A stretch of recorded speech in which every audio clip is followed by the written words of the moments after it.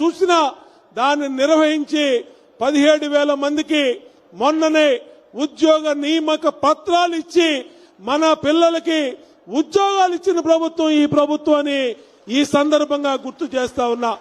ఖచ్చితంగా ఇంకా ఆటో డ్రైవర్లకి ఈ 15,000 రూపాయలే సరిపోదు, ఇంకా చాలా చేయాలి, చాలా చేస్తాం.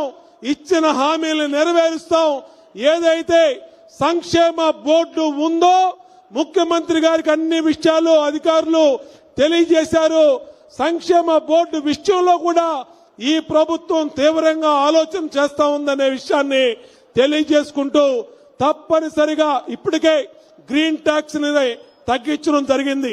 మొన్న అసెంబ్లీ సమావేశాల్లో బిల్లు పెట్టి గ్రీన్ ట్యాక్స్ ని ఆ రోజు సమావేశంలో సభలో మేము కూడా ఉన్నాం. ఆ రోజున గ్రీన్ ట్యాక్స్ ను కూడా తగ్గించడం జరిగింది.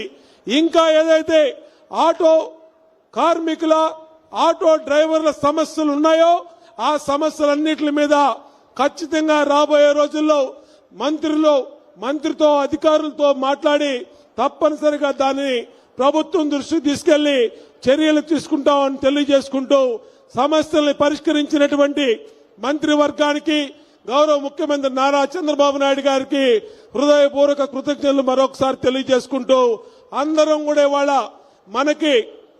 మన కష్టాల్లో అండగా ఉన్నటువంటి నారా చంద్రబాబు నాయుడు గారికి, కూటమి నాయకులకి, మంత్రివర్గ సహచరులకి, మంత్రులందరికీ కూడా హృదయపూర్వక ధన్యవాదాలు తెలియజేస్తూ వర్ధిల్లాలి చంద్రబాబు నాయుడు గారి నాయకత్వం, వర్ధిల్లాలి చంద్రబాబు నాయుడు గారి నాయకత్వం, వర్ధిల్లాలి చంద్రబాబు నాయుడు గారి నాయకత్వం, వర్ధిల్లాలి పవన్ కళ్యాణ్ గారి నాయకత్వం, వర్ధిల్లాలి పవన్ కళ్యాణ్ గారి నాయకత్వం, వర్ధిల్లాలి పవన్ కళ్యాణ్ గారి నాయకత్వం, వర్ధిల్లాలి నారా లోకేష్ గారి నాయకత్వం, వర్ధిల్లాలి నారా లోకేష్ గారి నాయకత్వం, వర్ధిల్లాలి నారా లోకేష్ గారి నాయకత్వం. థ్యాంక్ యూ, ధన్యవాదాలు. Thank you sir. తర్వాత రాష్ట్ర రవాణా శాఖ మార్చిలు శ్రీ మందిపల్లి రాంప్రసాద్ రెడ్డి గారిని మాట్లాడవలసిందిగా కోరుతున్నాం.